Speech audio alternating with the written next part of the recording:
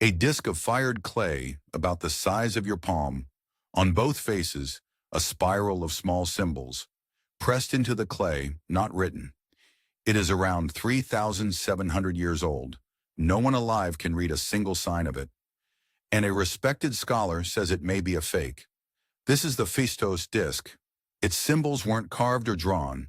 They were stamped, each one punched into wet clay with a pre-made die, one stamp per symbol. A movable type technique, 3,000 years before Gutenberg printed a word. We have never found another object made this way. We cannot read it. And a respected specialist has argued that it isn't ancient at all, that it was forged in 1908. 3 locks on one small disc. Is it genuine? Is it even writing?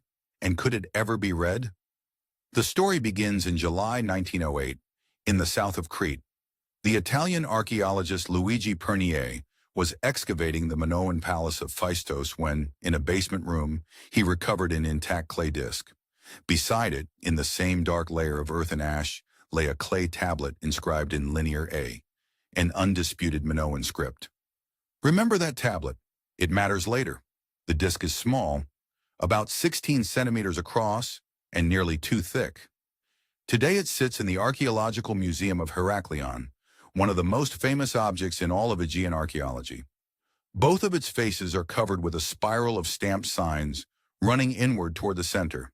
The counts are precise, 241 impressions made from 45 distinct signs, arranged in 61 little groups of 2 to 7, groups separated by lines that look for all the world like words. Pictograms, a walking man, a head with a crest, a fish, a bird, a shield, a flower.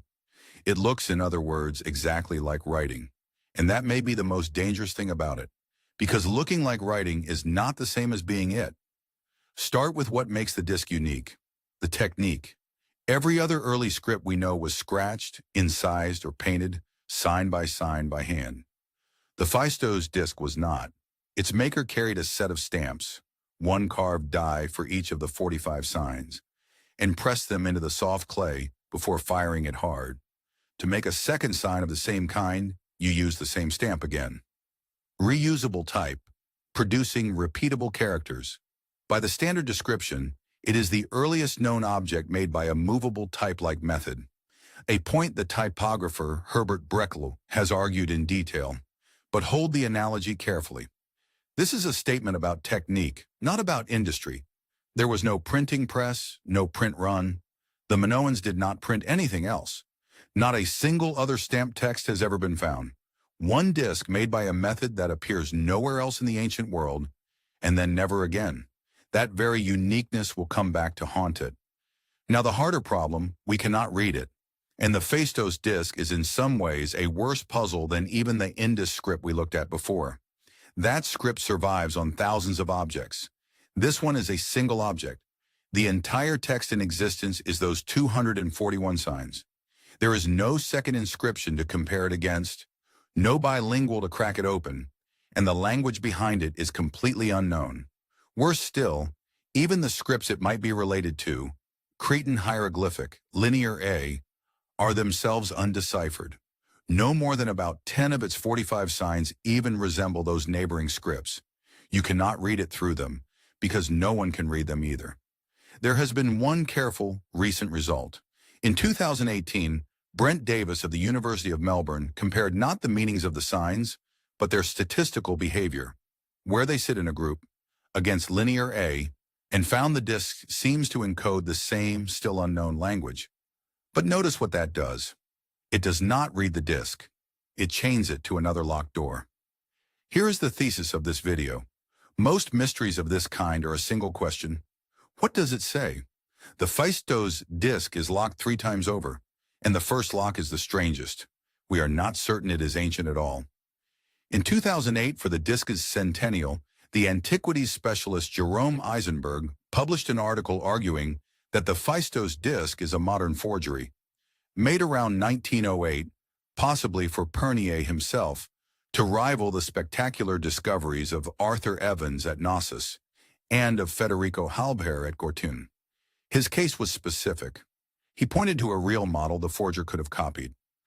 The Maliano disc, an Etruscan lead plate with a spiral inscription on both faces, found in 1882. He pointed to the disc's suspiciously clean, cut edges, to a script with too many distinct signs and too few repetitions to behave like a natural language, and to that troubling uniqueness, a method seen nowhere else before or since.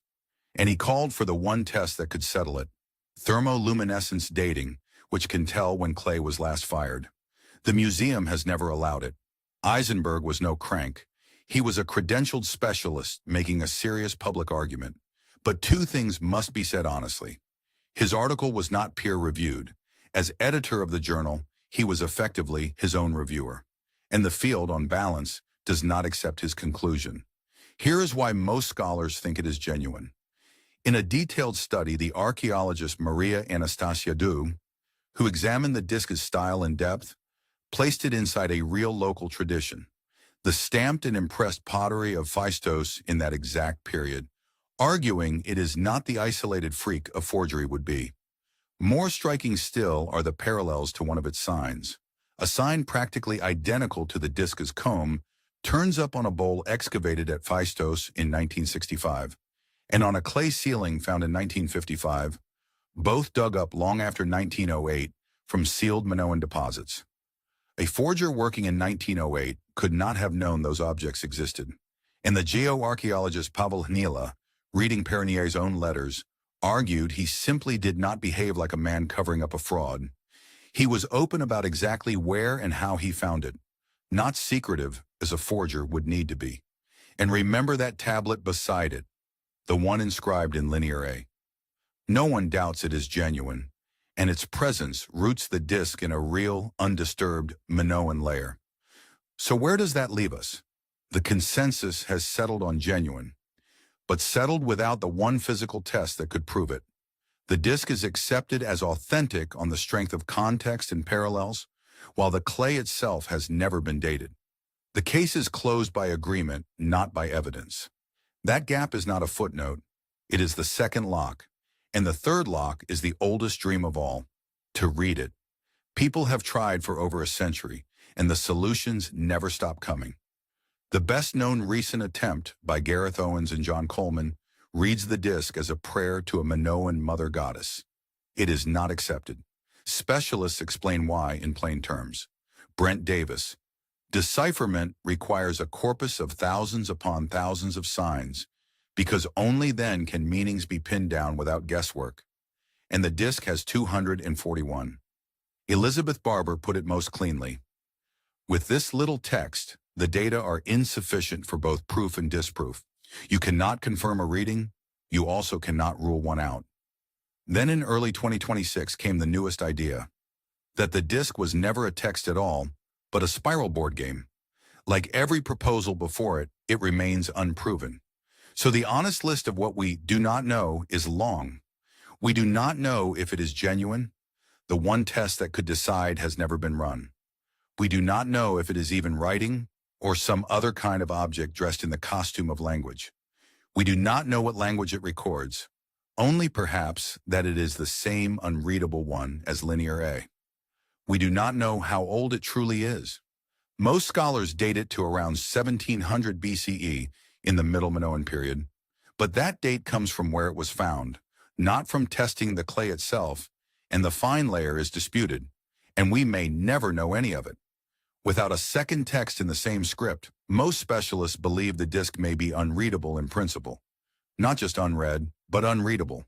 We are drawn to the Phaistos disc because it looks like a message, a sentence stamped carefully into clay and meant to be read. But it may be a forgery. It may not be language, and even if it is a genuine Minoan text, it may have been sealed beyond reach the moment its script died with the people who used it. One object, 45 signs, a method that appears nowhere else in the ancient world. Real or forged, language or not, after more than 100 years it is still unread, and it may stay that way forever.